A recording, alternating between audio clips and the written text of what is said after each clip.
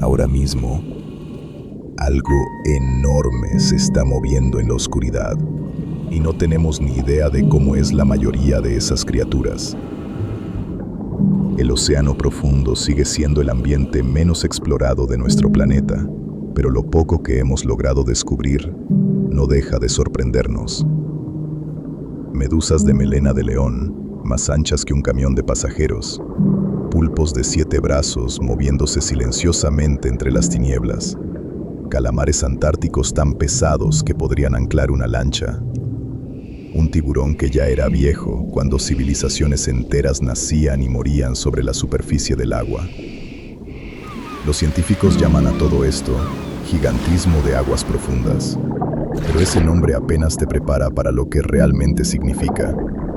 La pregunta que sigue volviendo una y otra vez es ¿qué tiene exactamente el fondo del mar que construye seres tan descomunales? Para entender todo esto, hay que empezar por el peor lugar posible.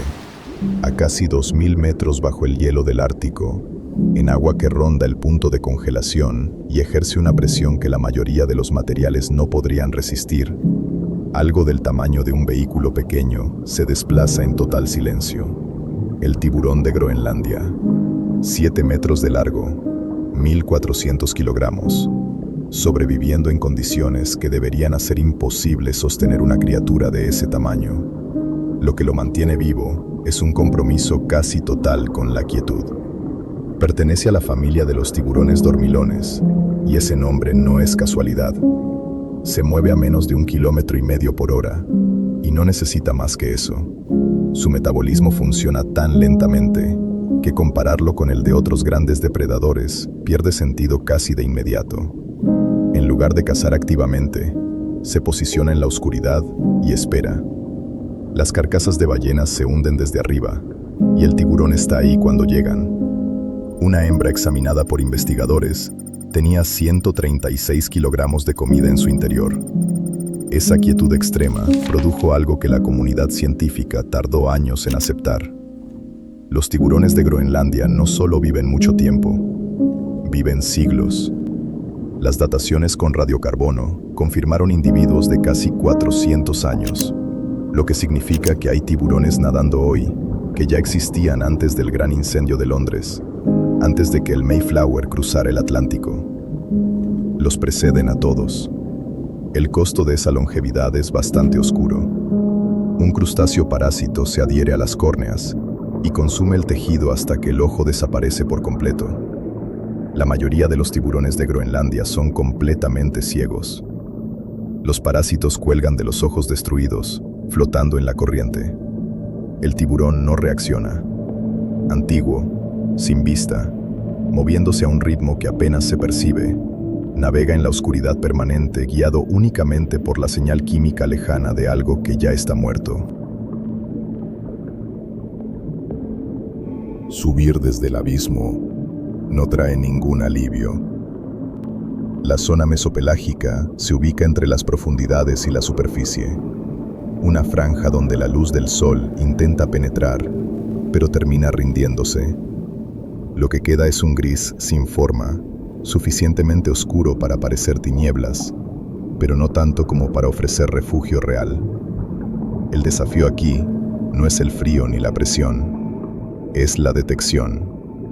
Encontrar alimento con una visibilidad casi nula significa desarrollar sentidos que el ojo por sí solo nunca fue capaz de proporcionar. El calamar gigante es la respuesta de la evolución a ese problema llevada al extremo. Sus ojos miden el diámetro de un balón de básquetbol, los más grandes de cualquier animal en la Tierra. No están diseñados para entornos con mucha luz, sino calibrados específicamente para captar señales bioluminiscentes en un agua que no ofrece casi nada más a la vista. Durante siglos, el calamar gigante existió solo como inferencia. Carcasas en descomposición que aparecían en las costas, sin ningún avistamiento en vida que las confirmara. En 2004, finalmente se filmó un ejemplar vivo, de más de 13 metros de largo, más o menos como un camión escolar. Ese descubrimiento se sintió definitivo. No lo fue. Más adentro, En las aguas antárticas vive el calamar colosal, más pesado que su pariente famoso, llegando a los 700 kilogramos. El calamar gigante no era el techo de lo que produce la zona crepuscular, solo fue lo primero que encontramos ahí.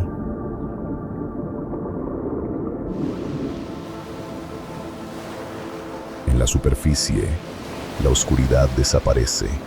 El peligro, no. La ballena azul resolvió la pregunta de la supervivencia únicamente a través de su masa.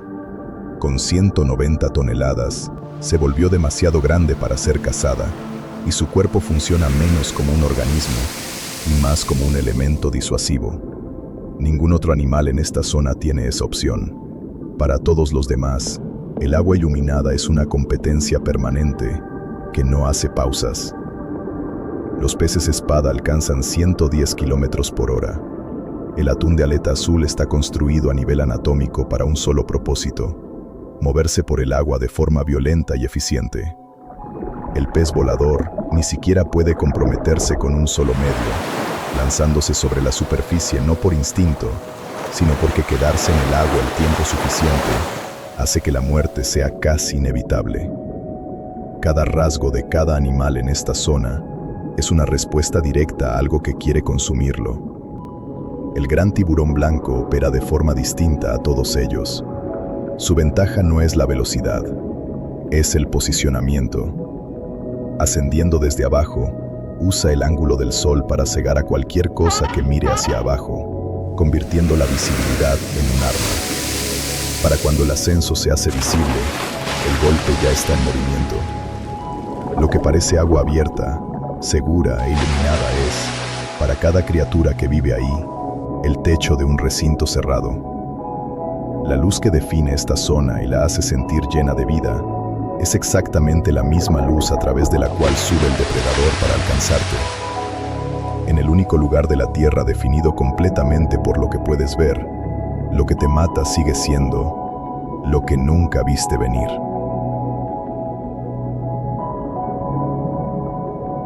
La mayoría de la gente se imagina el océano profundo como algo frío, vacío y silencioso. Un lugar donde la vida va desapareciendo poco a poco mientras más te hundes, hasta que ya no queda nada que valga la pena nombrar. Esa imagen está equivocada. El fondo del mar no es una versión disminuida de la superficie. Funciona con reglas completamente distintas. Y esas reglas siguen produciendo resultados que nadie predijo. El pez remo cuelga verticalmente en aguas abiertas, sin nada debajo ni alrededor. Una cinta plateada suspendida en una oscuridad tan absoluta que los marineros que lo encontraron durante siglos no tenían otra palabra para describirlo más que monstruo. El sifonóforo gigante ocupa el mismo vacío sin forma, aunque llamarlo una sola criatura sería técnicamente incorrecto. Son millones de organismos individuales unidos en una estructura colonial que se extiende hacia afuera como una cortina de tentáculos urticantes a la deriva en la oscuridad. El Gigantocipris cabe en la palma de una mano, pero sus ojos son tan enormes y curvados en relación a su cuerpo que toda la parte frontal de su cabeza funciona como un plato reflector, diseñado para captar cualquier rastro de luz que exista. En aguas abiertas sin refugio y sin fondo, sobrevivir significa desvanecerse en la oscuridad, dominarla, o desarrollar algo tan especializado que te permita encontrar presas en condiciones donde encontrar cualquier cosa debería ser imposible. Lo que más nos equivocamos fue en asumir que el abismo era un desierto biológico. La evidencia muestra un mundo estructurado, con comunidades organizadas por capas, cadenas alimentarias que funcionan, y su propia lógica para explicar por qué las cosas crecen tanto.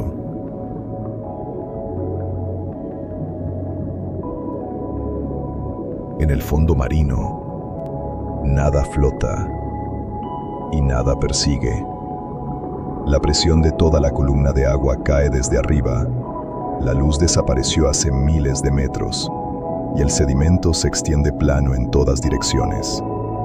El alimento llega desde arriba, ya muerto, con tan poca frecuencia que cada animal aquí tuvo que resolver el mismo problema: ¿Cómo mantienes un cuerpo cuando las comidas están separadas por periodos que matarían a la mayoría de las criaturas? El isópodo gigante lo resolvió convirtiéndose en una armadura con apetito. Una cochinilla escalada al tamaño de un perro mediano, que cruza el lodo sin prisa y se mete de lleno en cualquier materia orgánica que encuentra.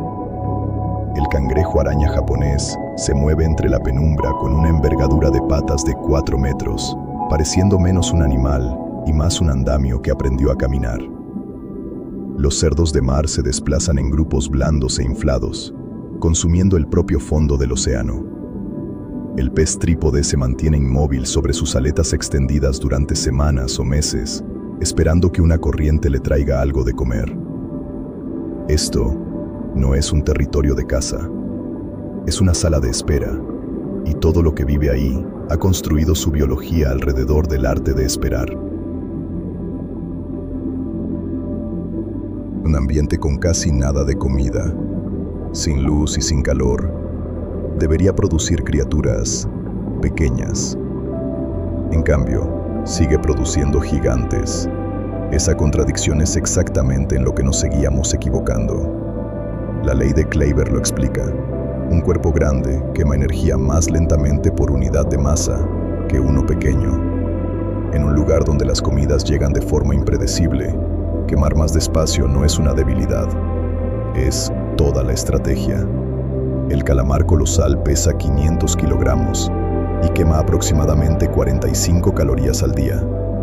Eso no es ineficiencia, es un sistema calibrado con tanta precisión a sus condiciones que las medidas convencionales de productividad simplemente dejan de aplicar. Tiburonia gran rojo, la medusa roja gigante, lleva esa lógica aún más lejos. Sin tentáculos, sin veneno, sin mecanismo para matar rápido, 4 gruesos brazos carnosos se extienden hacia lo que se acerque, envolviéndolo por completo. De un rojo oscuro, girando lentamente, matando a través del contacto y la paciencia. Nunca necesitó apresurarse, porque toda su existencia fue construida sobre la certeza de que apresurarse nunca sería necesario. La escasez y la presión explican mucho, pero no explican el gigantismo en aguas polares, donde las profundidades son menores, pero los animales son igual de enormes. Para eso se necesita un razonamiento diferente. El agua fría contiene más oxígeno disuelto que el agua cálida, química básica, pero las consecuencias biológicas son extraordinarias.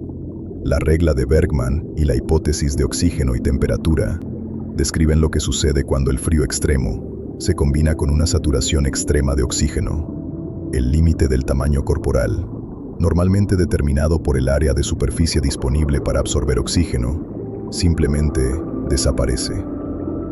En las aguas antárticas, los animales siguieron creciendo más allá del punto en que el crecimiento debería haberse detenido. Las arañas de mar gigantes alcanzan el ancho de un plato extendido. Sus cuerpos están tan estirados que no hay espacio para pulmones, así que el oxígeno se difunde directamente a través de poros en sus patas, las mismas patas que contienen el sistema digestivo y reproductivo. La estrella solar antártica desarrolla hasta 50 brazos, donde la mayoría de las estrellas de mar tienen 5. La medusa melena de león extiende tentáculos más allá de 36 metros, más largos que cualquier ballena azul registrada. El calamar colosal se mueve a través de un agua tan fría que se ha espesado, con un movimiento tan lento y viscoso, que parece menos biología y más una grabación reproducida a la velocidad incorrecta.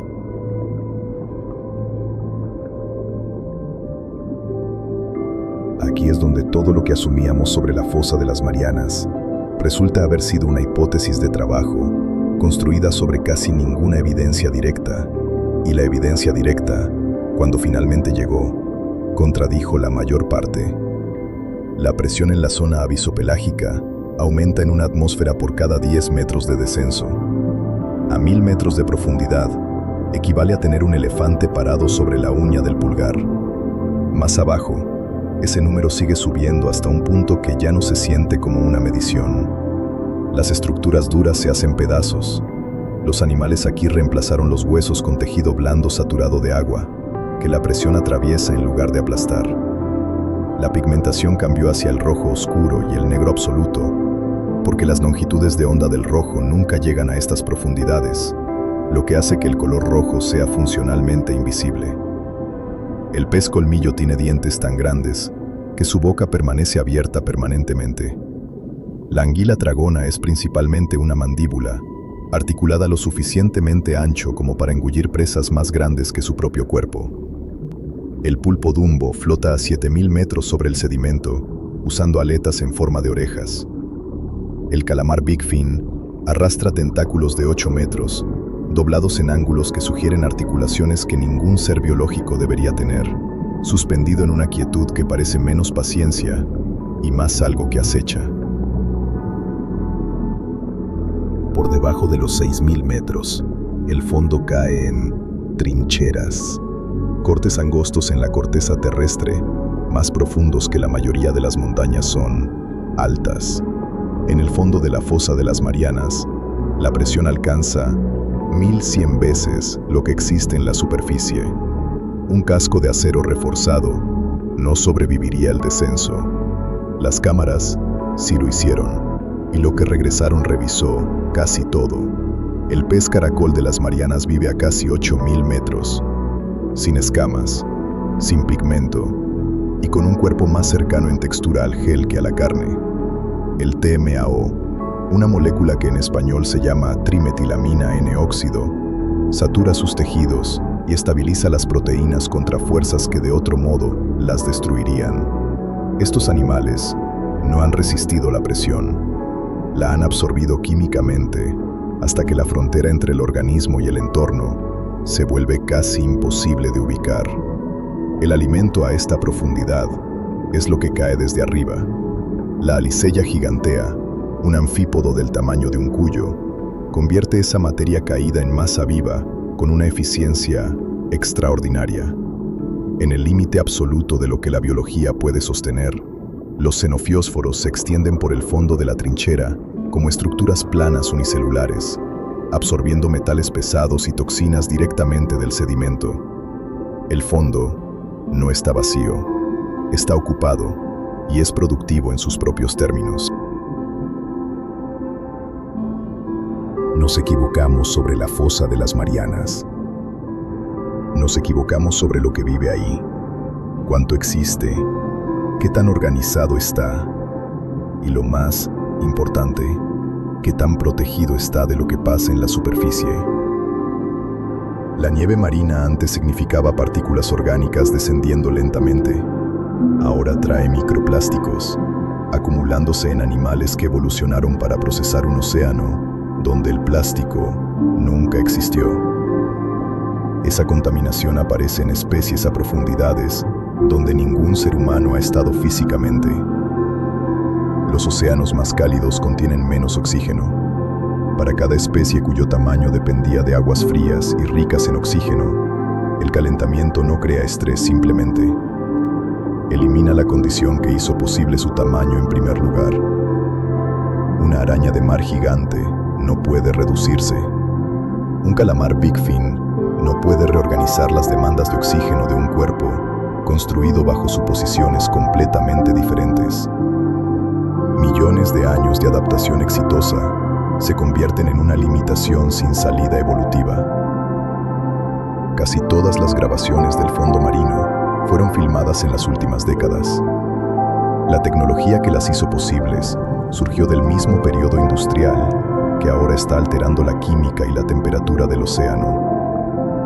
Construimos las herramientas para ver a estos animales al mismo tiempo que construíamos las condiciones que los amenazan.